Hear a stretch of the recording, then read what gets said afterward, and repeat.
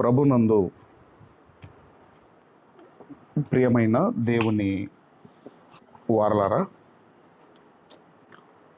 మన రక్షకుడు ప్రభువైన యేసుక్రీస్తు వారి అతి శ్రేష్టమైన పరిశుద్ధమైన నామములో ఈ అనుదిన సెల్ కాన్ఫరెన్స్ను జరిగిస్తున్న మరి గొప్ప దైవజనులు రెవరెండ్ డాక్టర్ గిద్యోనయ్య గారికి, మార్కయ్య గారికి, నాతోటి దైవజనులందరికీ, కాన్ఫరెన్స్లో కనెక్ట్ అయిన ప్రతి ఒక్కరికి క్రీస్తు ప్రశస్త నామములో మీ అందరికీ ఉదయకాలపు శుభాభివందనాలు మీ అందరికీ తెలియజేయుచున్నాను. మంచిది. మరి ఈరోజు ఒక అద్భుతమైన సందర్భాన్ని మీ అందరికీ తెలియజేయాలని నేను ఆశపడుతున్నాను. ఈరోజు మరి మనము నేర్చుకుంటున్న ఒక అద్భుతమైన అంశమే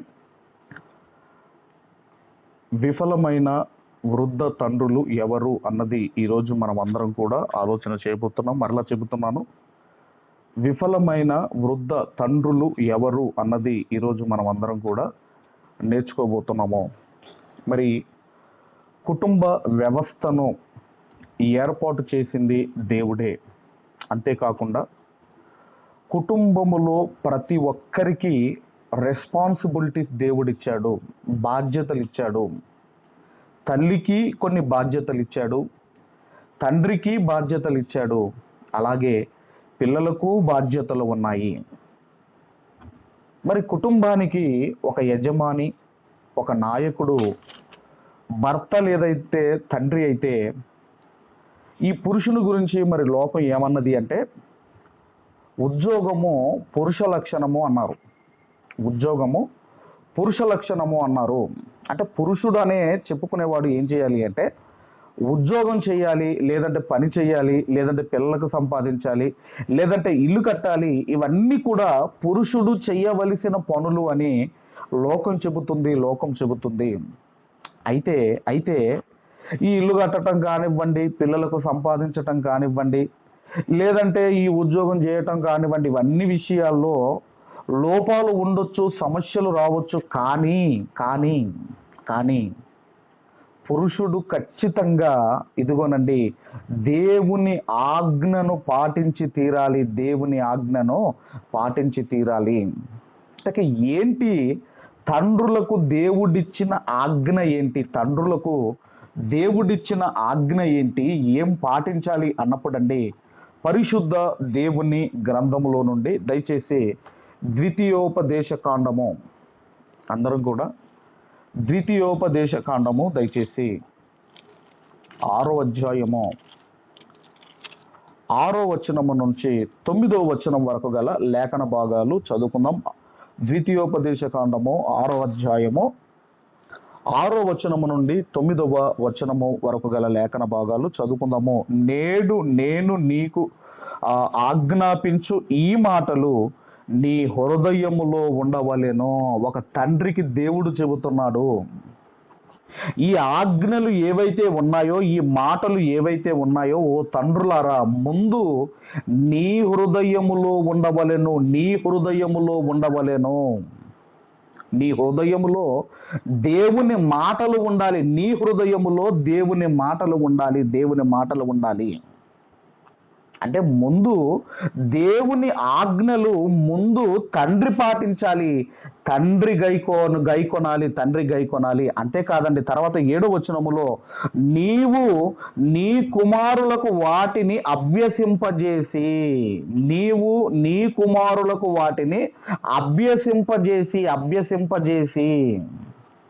అంటే ఈ ధర్మశాస్త్రాన్ని ఏం చేయాలి అంటే ముందు నువ్వు పాటించాలి, నువ్వు గైకొనాలి. ఆ తర్వాత నీ పిల్లలకు అభ్యసింపజేయాలి. ఒక విద్యను, ఒక లోక విద్యను అభ్యసిస్తున్నాడండి అని చెబుతాము. అభ్యసింపజేయటము. అలాగే ఈ ధర్మశాస్త్రాన్ని నీవు నీ కుమారులకు వాటిని అభ్యసింపజేసి ఎప్పుడెప్పుడయ్యా అంటే నీ ఎంత కూర్చున్నప్పుడును, త్రోవన నడుచున్నప్పుడును, పండుకొనున్నప్పుడును, లేచినప్పుడును వాటిని గురించి మాటలాడవలెను. ఆ తర్వాత అంటున్నాడు, సూచనగా వాటిని నీ చేతికి కట్టుకొనవలెను. అవి నీ కన్నుల నడుమ బాసికము వలె ఉండవలెను, నీ ఇంటి ద్వారబంధముల మీదను నీ గవునుల మీదను వాటిని వ్రాయవలెను.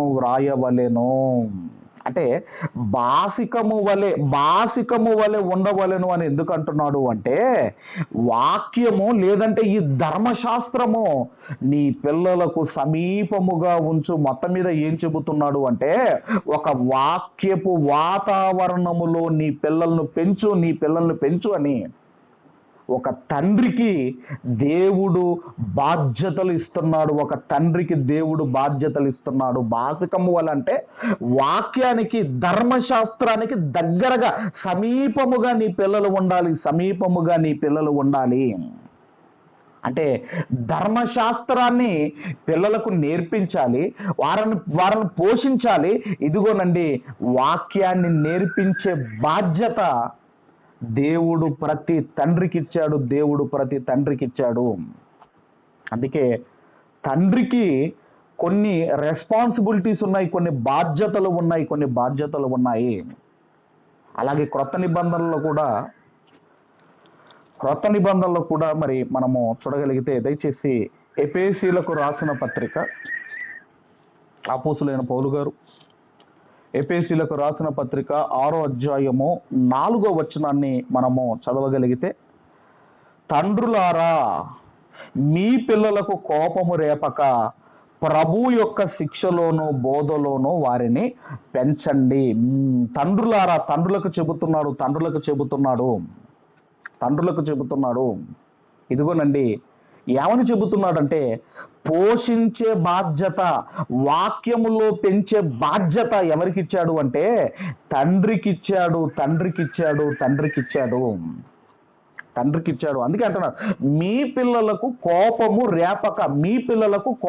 రేపక. ఏమంటున్నాడండి? ఆ తండ్రి యొక్క, ప్రభు యొక్క శిక్షలోను బోధలోను వారిని పెంచండి అంటున్నాడు. అంటే ప్రభు బోధలో, శిక్షలో పెంచడము కంటే ముందు దేవుడు చెబుతున్నాడు, మీ పిల్లలకు కోపము రేపక. పిల్లలకు ఎప్పుడు కోపం వస్తుందండి? ఒక సామెత ఉంటుందండి. ఒక సామెత ఏంటంటే, అడ్డాల నాడు బిడ్డను కని గడ్డాల నాడు కాదు అని ఒక సామెత ఉంటుందండి. అంటే దాని అర్థం ఏంటంటే, పిల్లలకు ఇదిగోనండి, వాళ్ళు గడ్డాలు మీసాలు వచ్చిన తర్వాత వాడు సొంతగా ఆలోచించేటప్పుడు అప్పుడు మనం చెప్పేది వాడు వింటాడండి? ఎప్పుడు వింటాడు వాడు? వాళ్ళు పిల్లలుగా ఉన్నప్పుడే ఇదిగోనండి, ఆ వయసులోనే మనము చెబితే వాడు వింటాడు.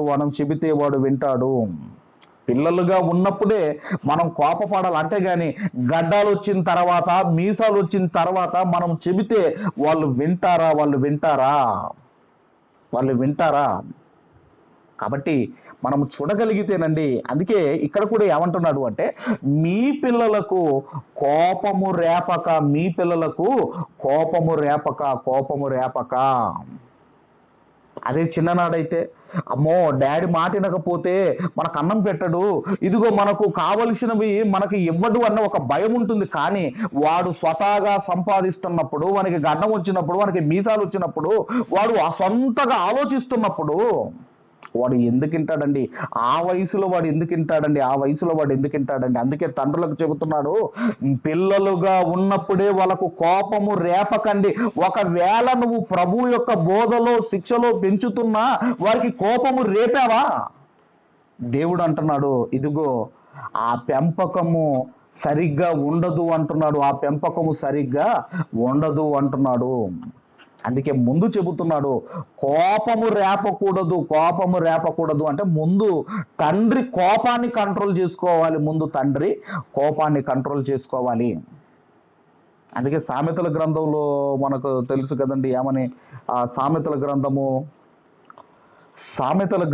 22వ అధ్యాయము, దయచేసి సామెతల గ్రంథము 22వ అధ్యాయము 6వ వచనములో, బాలుడు నడవవలసిన త్రోవ వానికి నేర్పుము, వాడు పెద్దవాడైనప్పుడు దాని నుండి తొలగిపోడు. అంటే బాల్యములో మనము ఒక తండ్రిగా నువ్వు నేర్పగలిగితే వాడు అక్కడ ఇంగ్లీష్ బైబిల్లో వృద్ధాప్యములో ఓల్డ్ ఏజ్ వరకు కూడా వాడు దానిలో నుండి దానిలో నుండి వాడు తొలగిపోడు. కాబట్టి ఇంకొక విషయము మనము వానికి మరి ఎప్పుడు కోపం వస్తుందో మనం చూడగలిగితేనండి, వాళ్ళ పిల్లలకి ఎప్పుడు కోపం వస్తుందంటే ఒక భార్య మీద కోపం కావచ్చు, ఒక బయటి వ్యక్తి ఏదో అన్నాడని ఆ కోపం ఈ కోపం అంతా కూడా కొంతమంది పిల్లల మీద చూపిస్తారండి. అలా వాళ్ళ హృదయం ఏమైపోతుందంటే వాళ్ళు కఠినము చేసుకుంటారు. అందుకే మొరక్కై వంగనిది మురానై వంగున అన్నారు.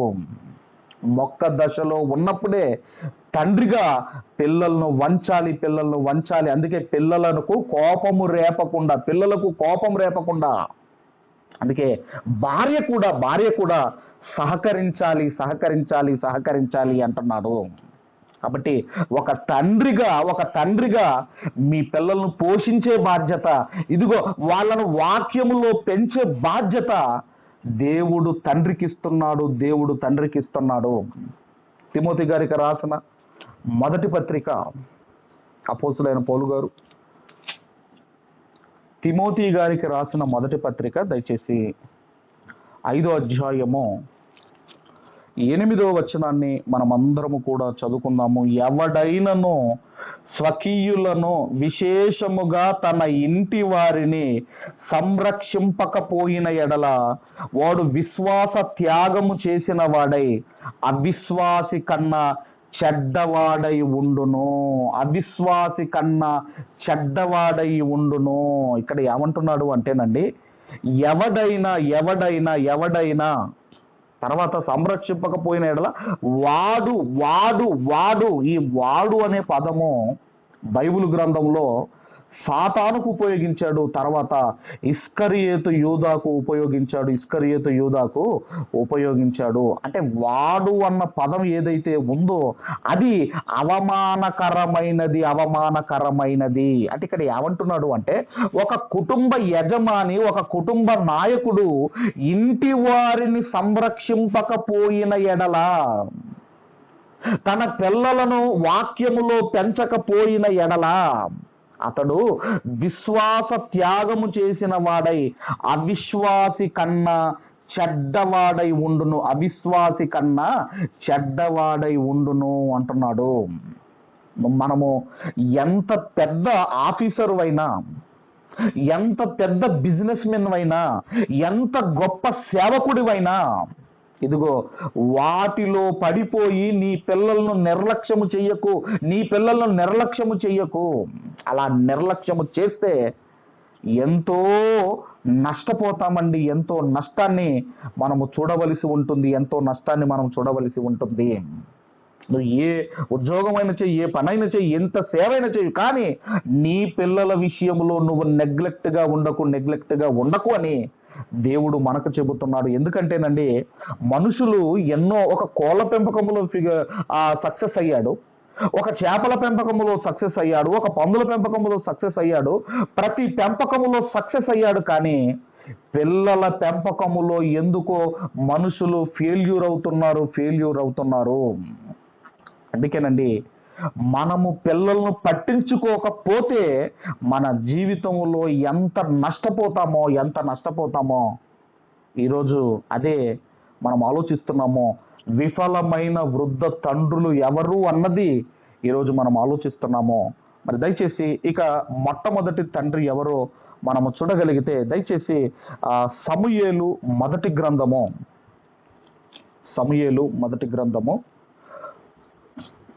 2వ అధ్యాయము, సమూయేలు మొదటి గ్రంథము 2వ అధ్యాయము 12వ వచనాన్ని మనమందరము కూడా చదువుకుందాం. 12వ వచనాన్ని చదువుకుందాము. ఏలీ కుమారులు యెహోవాను ఎరుగని వారై మిక్కిలి దుర్మార్గులై ఉండిరి. ఇక్కడ ఏలీ ఎవరు అన్నప్పుడండి, ఏలీ గారు ఆయన ఒక ప్రధాన యాజకుడు, హై ప్రీస్ట్ అండి. ఆయన ఒక ప్రధాన యాజకుడు అంటే దేవుని తర్వాత స్థానం అండి అది. ప్రధాన యాజకుడు అన్నది దేవుని తర్వాత స్థానం అండి అది.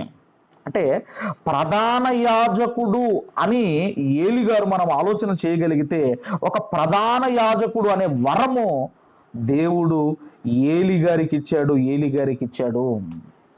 ఏలి గారు ఒక దేవుని విషయములో, దేవుని కార్యక్రమాల్లో కావచ్చు, ఆయన సక్సెస్ఫుల్గా కనపడుతున్నాడు.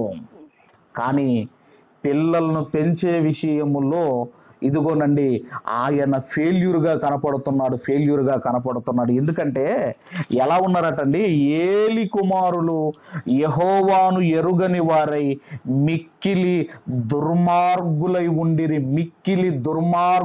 ఉండిరి. అంటే వీరికి, ఈ ఏలి కుమారులకు దేవుని గురించి తెలియదండి. చిన్ననాటి నుండి తండ్రి దేవుని కార్యక్రమాలు, దేవుని పరిచర్య చేస్తుంటే ఈ పిల్లలు చూడలేదా? అంటే అలా పిల్లలు మిక్కిలి దుర్మార్గులుగా మారడానికి కారణం ఎవరు అంటే తండ్రి. ఎందుకు తండ్రి ఎందుకు మారిపోయారు అంటేనండి, అక్కడ అదే అధ్యాయంలో 2వ అధ్యాయంలో 30వ వచనము 29వ వచనము మనం చూడగలిగితేనండి, అదే అధ్యాయంలో 29వ వచనములో చివరి లైన్లో అంటున్నాడు, నాకంటే నీ కుమారులను నీవు గొప్ప చేయుచున్నావు.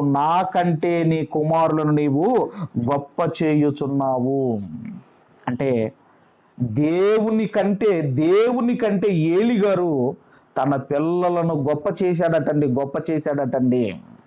అంటే ఎవరికిచ్చాడు? ఫస్ట్ ప్రయారిటీ, ప్రాధాన్యత ఎవరికిచ్చాడు అన్నప్పుడండి పిల్లలకిచ్చాడు.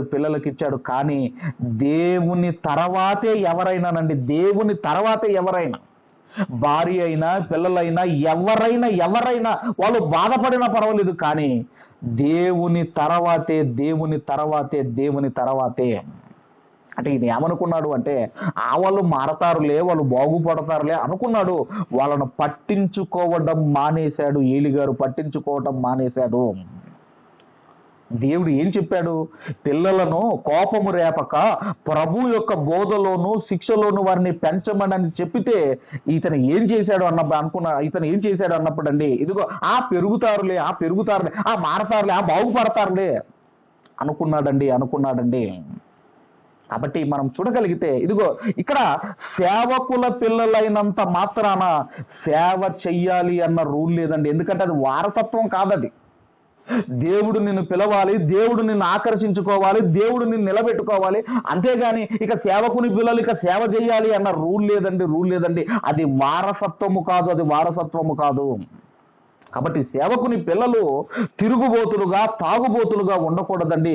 అది దేవునికి అవమానము. అందుకే వీళ్ళు చేసే ఈ దుర్మార్గపు పనులన్నీ కూడా తండ్రికి వినబడ్డాయండి.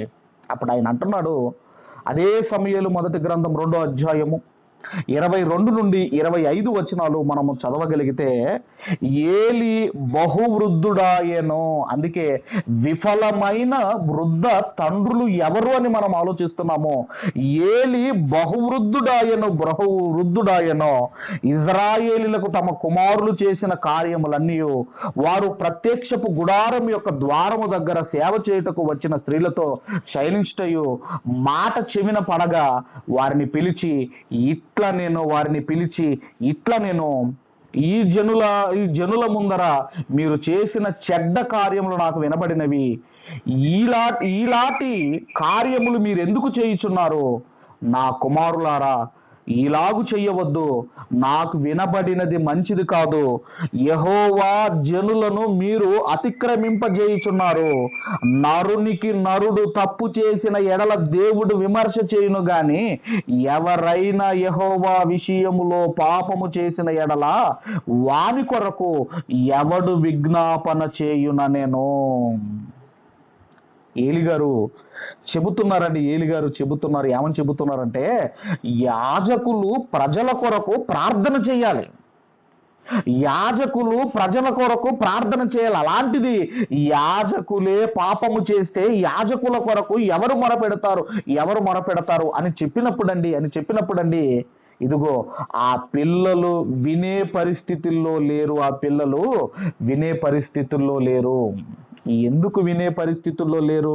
ఎందుకు ఒక తండ్రి చెప్పిన మాట ఇదిగోనండి ఏలి కుమారులు ఎందుకు వినలేదు అంటే ఇదిగోనండి తండ్రి బహువృద్ధుడుగా ఉన్నాడు అంటే బాల్యములో నేర్పించవలసినవి నేర్పించలేదు. గడ్డాలు మీసాలు వచ్చిన తర్వాత, సొంతగా ఆలోచించే తెలివి వచ్చిన తర్వాత వాడికి చెబితే వాడు ఎందుకు వింటాడు? వాడు ఎందుకు వింటాడండి? అంతా అయిపోయిన తర్వాత, వాళ్ళంతా ఇదిగో పెద్దగా అయిపోయిన తర్వాత, అన్నీ అయిపోయిన తర్వాత చెబుతున్నాడు, నాయనలారా, నా పిల్లలారా, అది మంచిది కాదు అని నువ్వు చెప్పవలసింది ఎప్పుడంటే బాల్యము నుంచి నేర్పించుకుంటూ రమ్మన్నాడండి దేవుడు. అందుకేనండి ఏలి గారు చెప్పింది వినలేదు. అందుకే అదే కంటిన్యూ చేయగలిగితే, అయితే యెహోవా వారిని చంపదలిచి ఉండెను గనుక వారు తమ తండ్రి యొక్క మొరను వినకపోయిరి.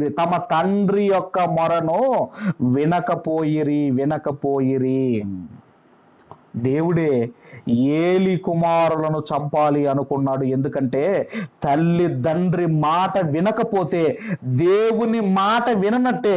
దేవుని మాట విననివాడు ఎప్పుడు హఠాత్తుగా పోతాడో తెలియదు. ఎందుకంటే ఏమన్నాడు అంటే, నీ తల్లిదండ్రులకు విధేయుడవై వారిని సన్మానిస్తే నువ్వు దీర్ఘాయుష్మంతుడవు అవుతావు అన్నాడు.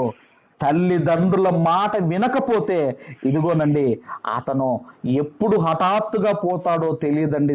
అందుకే సామెతల గ్రంథం 29వ అధ్యాయం 1వ వచనములో అక్కడ ఉంటది కదండి, ఎన్నిసార్లు గద్దించినా లోబడని వాడు మరి హఠాత్తుగా అతను నాశనమవును అని మనము చదువుకుంటాము. తల్లిదండ్రి మాటకు నువ్వు లోబడ్డావా? నువ్వు విధేయత చూపిస్తున్నావా? అయితే నువ్వు దీర్ఘాయుష్మంతుడవు అవుతావు. కాబట్టి దేవుడే ఏలి కుమారులను చంపాలనుకున్నాడు. ఇక దేవుడు ఏం చెబుతున్నాడో మనం చూడగలిగితే అదే 2వ అధ్యాయము 31వ వచనము నుండి 34 వరకు మనం చదవగలిగితే ఆలకించము. రాగల దినములలో నీ బలమును, నీ పితరుని ఇంట బలమును నేను తక్కువ చేతును. నీ ఇంట ముసలివాడు ఒక్కడును లేకపోవును. ఏలి, నీ ఇంట ముసలివాడు ఒక్కడును అంటే మంచి యవ్వనములోనే చనిపోతారు. ముసలితనం వరకు ఎవ్వరు నీ ఇంట్లో బ్రతకరు అని చెబుతున్నాడండి. తర్వాత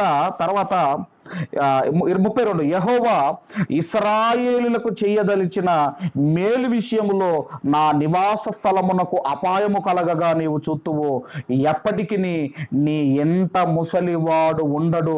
నా బలిపీఠము నొద్దనెవడును ఉండక నేనందరినీ నశింపజేయక విడుచువాడను గనుక అది నీ కన్నులు క్షీణించుటకును నీవు దుఃఖము చేత క్షయమగుటకును సాధనమగును. నీ సంతానపు వారందరూ వయకాలమందు మరణమగుదురు. నీ 2 కుమారులైన హోఫ్నీకిని ఫినెహాసుకును సంభవించినవి నేను చెప్పిన దానికి నీకు సూచనగా ఉండును. ఒక్కనాటి అందే వారిద్దరూ మరణమగుదురు. దేవుడు అంటున్నాడు, ఏమని చెబుతున్నాడు అంటే, దేవుడు శాపం పెట్టాడండి ఏలి కుటుంబానికి. దేవుడు ఒక శాపం పెట్టాడు. ఒక్కరోజే నీ 2 పిల్లలు చనిపోతారు. ఇది సూచన అంటున్నాడు.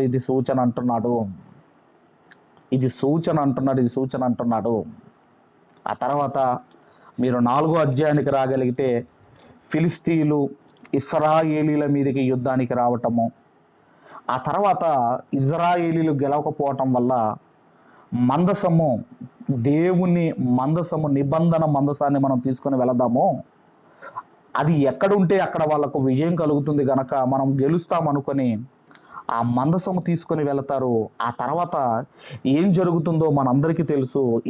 ఈ ఫిలిస్తీయులకు ఇశ్రాయేలీలకు మధ్య జరిగిన ఈ యుద్ధములో ఏమి జరుగుతుందో మనము దయచేసి చూడగలిగితేనండి, దయచేసి మనము అదే 4వ అధ్యాయము సమూయేలు మొదటి గ్రంథం 4వ అధ్యాయము 11వ వచనాన్ని మనం అందరం కూడా చదువుకుందాము. మరియు దేవుని మందసము పట్టబడెను, అది కాకను హోఫిని ఫినెహాసులకును ఏలి యొక్క ఇద్దరు కుమారులు హతులైరి. ఏలి యొక్క ఇద్దరు కుమారులు హతులైరి. ఒక్క దినమందే నీ ఇద్దరు కుమారులు చనిపోతారు అని దేవుడు చెప్పాడు. ఆ తర్వాత అదే అధ్యాయము 17-18 కూడా మనం చూడగలిగితే 17-18, అందుకు అతడు ఇజ్రాయేలీలు ఫిలిస్తీన్లందర ఆ ముందర నిలవలేక పారిపోయిరి, జనులలో అనేకులు హతులైరి. హోఫిని ఫినెహాసు అను నీ ఇద్దరు కుమారులు మృతులైరి, మరియు దేవుని మందసము పట్టబడెను అని చెప్పాను. దేవుని మందసము మాట అతడు పలకగానే ఏలి ద్వారము దగ్గరనున్న పీఠము మీద నుండి వెనుకకు పడి మెడ విరిగి చనిపోయాను. ఏలయనగా అతడు వృద్ధుడై బహు స్థూలదేహి అయి ఉండెను. అంటే ఇద్దరు కుమారులు కానివ్వండి, ఏలి గారు కానివ్వండి, ఇక్కడ వీళ్ళు చనిపోవడానికి కారణం ఏంటి? చనిపోవడానికి కారణం ఏంటి? ఒక ఏలి గారు సేవలో బిజీ అయిపోయాడేమో, ఒక ఏలి గారు దేవుని మరి తన పిల్లలను ఇదిగో పట్టించుకోలేదేమో, బాల్యము నుంచి దేవుడు ఎలా పెంచమన్నాడో అలా పెంచలేదేమో, అందుకే ఇద్దరు పిల్లలు పాడైపోయారని దేవుణ్ణి ఎరుగని వారై మిక్కిలి దుర్మార్గులు అయిపోయారటండి. కాబట్టి నీ ఉద్యోగంలో, నీ బిజినెస్లో, నీ సేవలో పడిపోయి బిజీ అయిపోయి నీ పిల్లలు పట్టించుకోకుండా ఉండకండి. మీ పిల్లలు పట్టించుకోకుండా ఉండకండి. ఎందుకంటే ఎంత నష్టపోతామో, ఎంత బాధపడవలసి ఉంటుందో. ఇదిగో ఒక ఏలి గారిని చూడండి. దేవుడు ఎక్కడ కూడా నువ్వు సేవలో ఉండి, నీ బిజినెస్లో ఉండి, నీ ఉద్యోగంలో ఉండి నీ పిల్లలను పట్టించుకోకండి, నేను చూసుకుంటాను లేండి దేవుడు చెప్పలేదు. ఎందుకంటే ఒక తండ్రిగా దేవుడు నీకిచ్చిన బాధ్యత ఏంటంటే వారిని పోషించాలి, వాక్యములో వారిని పెంచే బాధ్యత ఇదిగో దేవుడు ఒక తండ్రిగా మనకిచ్చాడు. ఇది ఏలి గారి గురించి అయితే, తర్వాత మరొక తండ్రి గురించి మనం అందరం కూడా ఆలోచన చేద్దాము. మరొక తండ్రి ఎవరో కాదు, ఆయనే సమూయేలు గారు. హన్నా గారు ప్రార్థన వలన పుట్టిన కుమారుడే సమూయేలు గారు. ఈ హన్నా గారు కూడా మాతృత్వానికి ఒక చిహ్నము. ఎప్పుడైతే ఆయన పాలు విడిచాడో, ఈ పాలు విడిచే వరకు సమూయేలు గారికి తల్లి ఏవేవైతే నేర్పించాలో అన్ని నేర్పించింది. ఆ పాలు విడిచే వరకు నేర్పించింది. అలా ఆయన ఎప్పటి వరకు ఉన్నాడు అంటే వృద్ధాప్యం వరకు అతన్ని నిలవబెట్టింది. ఇప్పుడు సమూయేలు గారు ఆ బాల్యంలోనే మరి ఏలి దగ్గర సేవ చేస్తున్నాడు, మందిరంలో సేవ చేస్తున్నాడు. ఇప్పుడు సమూయేలు గారికి ఏలి పిల్లలు ఎందుకు చనిపోయారో సమూయేలు గారికి తెలియదా? ఎందుకు తెలియదండి? వాళ్ళకు తెలుసండి. సమూయేలు గారికి తెలుసు. మందిరంలో సేవ చేస్తున్నాడు. తర్వాత సమూయేలు గారు పెద్దోడయ్యాక తర్వాత దేవుడు ఒక 3 పోస్టులు ఇచ్చాడండి అతనికి. ఒకటి న్యాయాధిపతి, ఇజ్రాయేలీలకు 15వ న్యాయాధిపతి, జడ్జిగా ఇచ్చాడు. తర్వాత ఒక ప్రవక్తగా ఉన్నాడు. తర్వాత ప్రధాన యాజకుడిగా ఉన్నాడు. మరొక విషయం ఏంటంటే ఇజ్రాయేలీలకు రాజ్యాంగము రాసిన గొప్ప వ్యక్తే ఈ సమూయేలు గారు వస్తుంటే జనులు భయపడిపోయేవారటండి. అయ్యా నువ్వు సమాధానముగా వచ్చుచున్నావా? ఒకనాడు సేవకుడు వస్తుంటే భయపడిపోయేవారండి. ఈరోజేమో సెటైర్లు వేస్తూ ఉంటారు. అలా ఏం జరిగింది అన్నప్పుడు దయచేసి మనం అందరం కూడా సమూయేలు మొదటి గ్రంథము 8వ అధ్యాయము, మొదటి 2 వచనాలు మనం అందరం కూడా దయచేసి చదువుకుందాం. మొదటి 2 వచనాలు మనం అందరం కూడా దయచేసి చదువుకుందాము. సమూయేలు వృద్ధుడైనప్పుడు, అందుకే మన టైటిల్ విఫలమైన వృద్ధ తండ్రులు ఎవరు అని మనం ఆలోచిస్తున్నాము. సమూయేలు వృద్ధుడైనప్పుడు తన కుమారులను ఇజ్రాయేలీల మీద న్యాయాధిపతులుగా నియమించెను. అతని జ్యేష్ఠ కుమారుని పేరు యోవేలు, రెండో వాని పేరు అబియా. ఈ సమూయేలు గారికి కూడా, ఏలి గారికి 2 కుమారులు, అలాగే సమూయేలు గారికి కూడా ఇద్దరు కుమారులను ఏం చేశాడంటే న్యాయాధిపతులుగా చేశాడు, జడ్జెస్గా చేశాడు. దేవుడండి, ఆయన అన్ని కాలములలో దేవుడు కోరుకునేది ఏంటంటే నీతి న్యాయము దేవుడు కోరుకుంటాడు. అయితే ఇక్కడ ఏం జరిగింది అన్నప్పుడు 3వ వచనంలో వీరు ఏలియా సమూయేలు గారి కుమారులు వీరు బెయేర్షెబాలో న్యాయాధిపతులుగా ఉండిరి. అతని కుమారులు అతని ప్రవర్తనను అనుసరింపక ధనాపేక్షులై లంచము పుచ్చుకొని న్యాయము త్రిప్పివేయగా. ఈరోజు మనం చూస్తున్నాము, చట్టాలు అన్నిటివి పేదవారికేనేమోనండి, పేదవారికి. ఎందుకంటే ఉన్నవాడికి చట్టాలు అనేటివి చుట్టాల్లాంటివి. ఎందుకంటే ఈరోజు మనం చూస్తున్నాము, ఇదిగోనండి అతను ఉన్నవాడు, అతనికి అధికారం, అతనికి ధనం ఉంటే ఇదిగోనండి అతను ఏదైనా చెయ్యొచ్చు. సమూయేలు గారు కూడా దేవుని పరిచర్యలో సమూయేలు గారు కూడా బిజీ అయిపోయాడు. ఇదిగోనండి కుమారుల విషయంలో ఆయన కూడా నిర్లక్ష్యముగా ఉన్నాడు. అందుకే వాళ్ళకి ఏం పట్టిందంటే ధనం పిచ్చి పట్టిందండి. ఏం చేస్తున్నారట? ధనాపేక్షులై లంచము పుచ్చుకొని న్యాయము త్రిప్పివేయగా.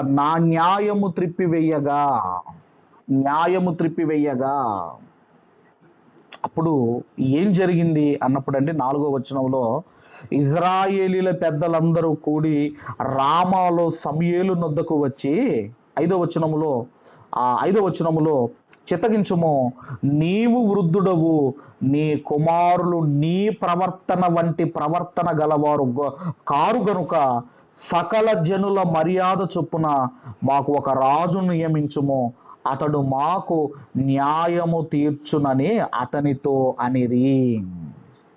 ఎప్పుడైతే ఈ మాట సమూయేలు గారికి చెప్పారో అతని గుండె పగిలిపోయి ఉంటుంది. ఎందుకంటే నీ పిల్లలే నీ మాట వినకపోతే ఎవరు వింటారు? నీ పిల్లలకు ఎవరు చెబితే వింటారు? సమూయేలు గారు అనుకొని ఉండొచ్చు, నా పిల్లలు నేను ఒక న్యాయాధిపతులుగా నేను చేశాను, నా బాధ్యత అయిపోయింది అని అనుకొని ఉండొచ్చు. కానీ బాల్యములో నుంచి పిల్లల్ని ఎలా పెంచమన్నాడో దేవుడు ఇదిగోనండి అలా పెంచలేదని నేను బాధపడ్డాను. మరి ఆయన బాధపడి ఉంటాడండి, అయ్యో నేను అలా పెంచలేదే. వాళ్ళు ఎప్పుడైతే ఇశ్రాయేలీయులు వచ్చి చెప్పారో ఆయన ఎంత బాధపడి ఉంటాడండి. ఏమంటున్నారండి? ఇదిగో నీ కుమారులు వద్దు. ఎందుకంటే దేవుడే ఇశ్రాయేలీయులను రాజుగా ఉండి పరిపాలిస్తున్న దినాలవి. నీ పిల్లలు వద్దు, మరొక న్యాయాధిపతులను ఏర్పరచమని వీళ్ళు అనటం లేదు. ఏమంటున్నారు అంటే సకల జనుల మర్యాద చొప్పున మాకొక రాజును నియమించము, మాకొక రాజు కావాలి. ఒక రాజును నియమిస్తే ఏం జరుగుతుందో ఆయన 10వ వచనం నుంచి 19వ వచనం వరకు చెప్పిన ఒక రాజును మీ జనుల్లో నుంచి ఒక రాజును మీరు ఏర్పాటు చేసుకుంటే అతను ఎలా ఉంటాడో ఏం చేస్తాడో అన్ని దేవుడు క్లియర్గా చెప్పించిన ఇశ్రాయేలీయులు వినలేదు. కాబట్టి సమూయేలు గారు మనం ఆలోచన చేయగలిగితే ఇదిగోనండి సమూయేలు గారు ఇదిగో నా పిల్లలకేంటి అని అనుకొని ఉంటాడు, కానీ బయటి వారు వచ్చి చెప్పే అంత వరకు గ్రహించని స్థితిలో ఉన్నాడు సమూయేలు గారు. ఎప్పుడైతే ఇశ్రాయేలీయులు వచ్చి చెబుతున్నారో సమూయేలు గారికి వాయిస్ లేదండి. అంటే అంత అమాయకత్వములో ఉన్నాడు. ఒక తండ్రిగా నీవు చెయ్యవలసినవి నీవు చెయ్యకపోతే, మీరు నేర్పించవలసినవి మీరు నేర్పించకపోతే, ఇదిగోనండి మీ పిల్లలకు ఎవరు నేర్పిస్తారు, ఎవరు చేస్తారు? అందుకేనండి సమూయేలుగా ఆయన పిల్లల వల్ల ఆయనకు అవమానం తెచ్చుకున్నాడు. అందుకే పిల్లలు పుట్టినప్పుడు ఉండే ఆనందం కంటే వాళ్ళు పెరిగి ప్రయోజకులు అయిన తర్వాత ఆ ఆనందము అంతకంటే రెట్టింపు ఉంటుందండి. అందుకే సమూయేలు గారు కూడా దేవుని సేవలో బిజీ అయిపోయాడు.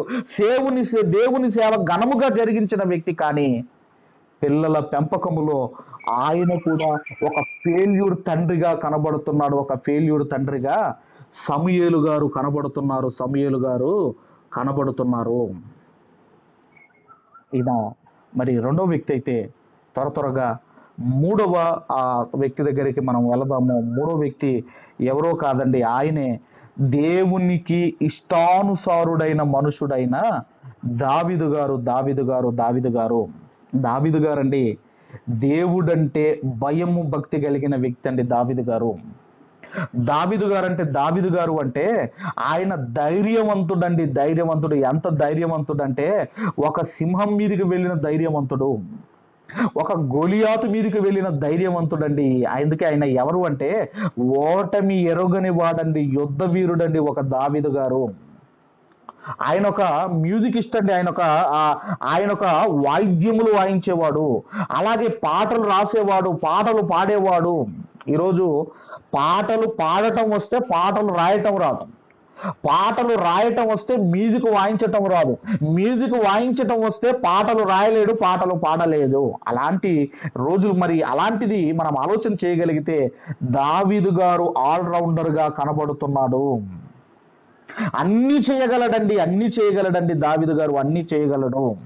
అలాగే దేవునికి ముమ్మారు ప్రార్థన చేసేవాడు, దేవునికి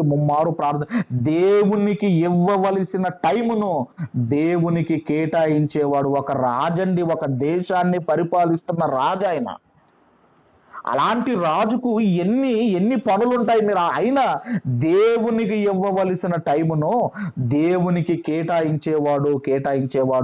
ఒక గొర్రెల కాపరిగా నుండి ఇదిగోనండి ఒక రాజుగా సక్సెస్ అయ్యాడు. అయితే అన్ని విషయములలో దావీదు గారు సక్సెస్ అయ్యాడేమో, కానీ ఒక తండ్రిగా దావీదు గారు ఫెయిల్యూర్ అయ్యాడు.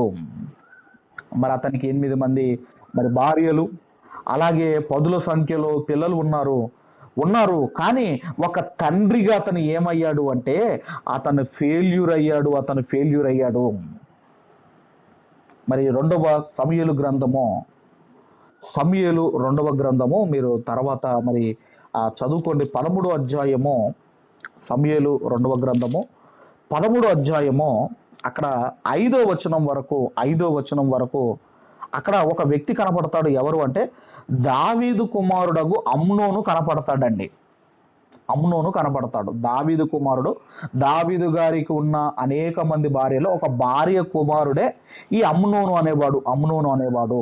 ఇతను ఏం చేశాడు అంటే అబ్షాలోముకు తామారు అను ఒక సుందరవతియగు సహోదరి ఉండగా, అంటే ఈ అబ్షాలోము యొక్క చెల్లెలు లేదంటే సహోదరి, ఆమె మీద ఏం చేశాడంటే ఇతను కన్నేశాడండి. అంటే ఎవరు అంటే మొత్తం మీద పిన్ని కూతురు.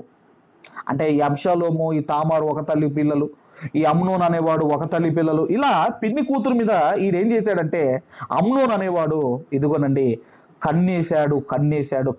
ఎప్పుడు కూడా తల్లిదండ్రులు ఏం చేయాలి అన్నప్పుడు అండి, ఇదిగో కుమారుని యొక్క ఫీలింగ్స్ను గమనించి వాడికి మ్యారేజ్ చేయాలి.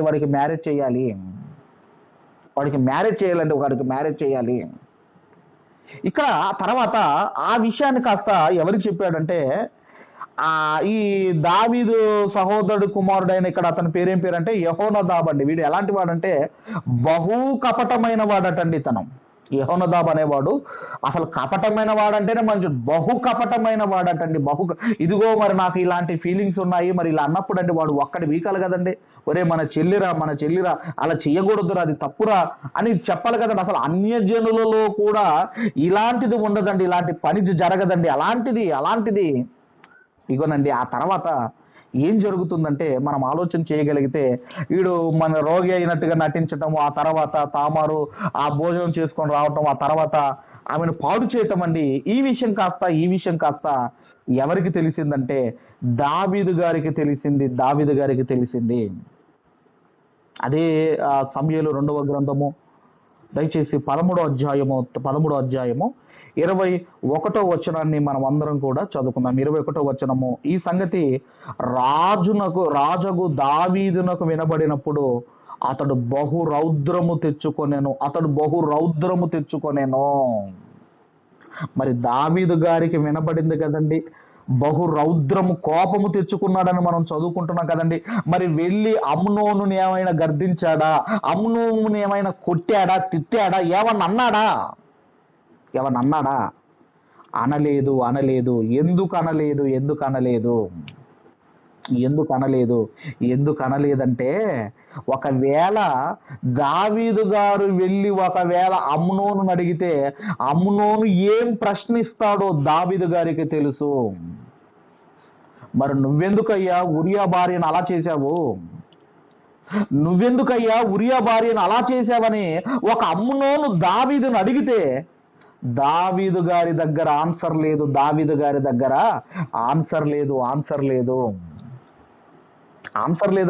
గారి దగ్గర ఏం సమాధానం చెబుతాడు ఆయన? కాబట్టి మనం చూడగలిగితే ఇదిగోనండి, ఆ తర్వాత మనం చూడగలిగితేనండి, ఈయన ఏం చేశాడంటే దావీదు గారికి ధైర్యం లేక ఏం చేశాడు అంటేనండి, ఇదిగో అతన్ని అడగలేక దేవునికి అప్పగించాడండి. దేవుడే చూసుకుంటాడని దేవునికి అప్పగించాడండి. కానీ అబ్షాలోము ఏమనుకొని ఉంటాడు మీరు ఆలోచించండి.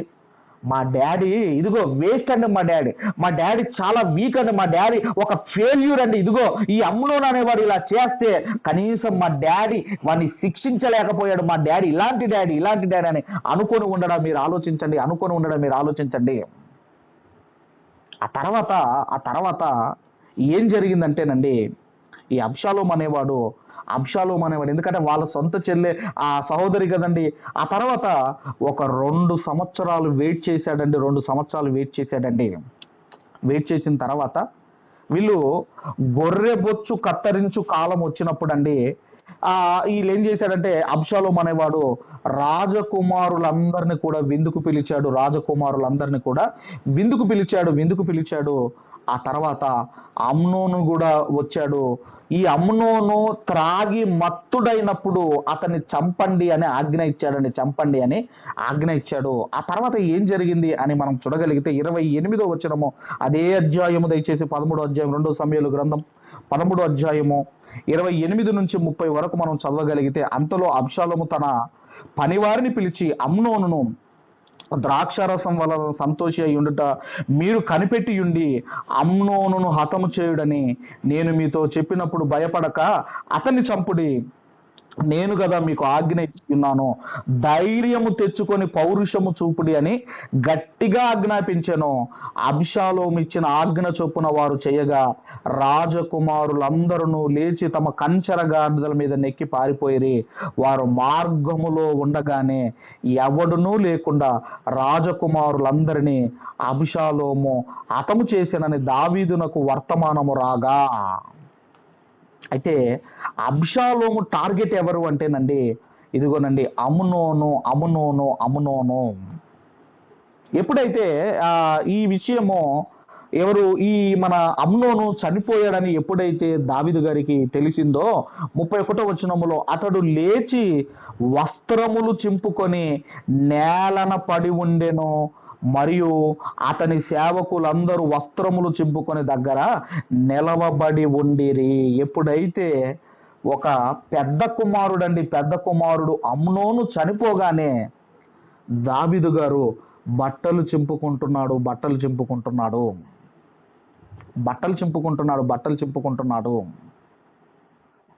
మరి ఇప్పుడు దావీదు గారు ఏమైనా అబ్షాలోమును అడిగాడా? ఏంటంటే అక్కడ అమ్నోను అడగలేదు, ఇక్కడ దావీదు గారు అబ్షాలోమును అడిగాడా? ఎరా నీ తమ్ముని మీ అన్నని ఎందుకు చంపావని అడిగాడా? అడిగితే ఏమి అడుగుతాడో, అబ్షాలోము ఏం అడుగుతాడో దావీదు గారికి తెలుసు. మరి నువ్వెందుకు ఉరియాకు అతన్ని మత్తుడైన తర్వాత నువ్వెందుకు చంపించావు, నువ్వెందుకు అతనికి తాగిపించి నువ్వెందుకు చంపించావని అభిషాలోము అడుగుతాడండి. అందుకేనండి మనం ఆలోచన చేయగలిగితే దావీదు గారు కూడా దేవుని పట్ల ఎంతో గొప్పగా బ్రతికిన వ్యక్తి కానీ పిల్లల పెంపకం విషయంలో, పిల్లలు పెంచే విషయంలో ఆయన కూడా ఒక ఫెయిల్యూర్ తండ్రిగా మనకు కనపడుతున్నాడు. ఆ తర్వాత ఈ అబ్షాలోము అనేవాడు ఇలా ఎలాంటి వాడంటేనండి, ఆ రాజు ఆ ద్వారం దగ్గర ఉండి ప్రజలకు మంచివాడిగా అనిపించుకుంటున్నాడు. ఆ తర్వాత ఏం చేశాడంటే దావీదు గారినే చంపాలి అనుకున్నాడు. దావీదు గారిని చంపి రాజును అవ్వాలి అనుకున్నాడు. ఇలాంటి పరిస్థితుల్లో దావీదు గారు పారిపోతాడు. మనందరికీ తెలుసు, పారిపోతాడు. ఇంకా భయంకరమైన ఉపపత్తులను పాడు చేయడం ఇవన్నీ కూడా మనకు తెలుసు. ఇలా మారడానికి కారణం ఎవరు అంటే తండ్రి. అలాగే సొలొమోను గారు కూడా మనకు తెలుసు కదండి. సొలొమోను గారు కూడా రాజుల మొదటి గ్రంథము దయచేసి మరి 11వ అధ్యాయము 4-8 వచనాలు మనం చదవగలిగితే, ఏ చేతులతో దేవుని మందిరాన్ని కట్టాడో ఆ చేతులతోనే దేవతలకు బలులు అర్పించాడు. అంటే సొలొమోను గారు కూడా ఆయన కూడా భ్రష్టుడైపోయాడు. అందుకే అపోస్తుల కార్యముల్లో ఒక మాట ఉంటుంది. ఏముంటుందంటే అపోస్తుల కార్యములు దయచేసి 13వ అధ్యాయము, అపోస్తుల కార్యములు 13వ అధ్యాయము 22వ వచనాన్ని మనమందరము కూడా చదువుకుందాము. దయచేసి 36వ వచనం చదువుకుందాం. దావీదు దేవుని సంకల్పము చొప్పున తన తరము వారికి సేవ చేసి నిద్రించి అంటే ఇక్కడ మనం ఆలోచన చేయగలిగితే తన తరము వారికి సేవ చేసి నిద్రించి అని మనము చదువుకుంటున్నాము. తన తరము వారికి సేవ చేశాడు, కానీ పిల్లల విషయములో నిర్లక్ష్యముగా ఉన్నాడు. ఒక అమ్నోను చూడండి ఏమైపోయాడో, ఒక అబ్షాలోము చూడండి ఏమైపోయాడో, ఒక సొలొమోను చూడండి ఏమైపోయాడో. ఇలా మనం చెప్పుకోగలిగితే ఇదిగోనండి, పిల్లలుగా ఉన్నప్పుడే వారిని వంచాలి, మొక్కగా ఉన్నప్పుడే వాళ్ళను వంచాలి.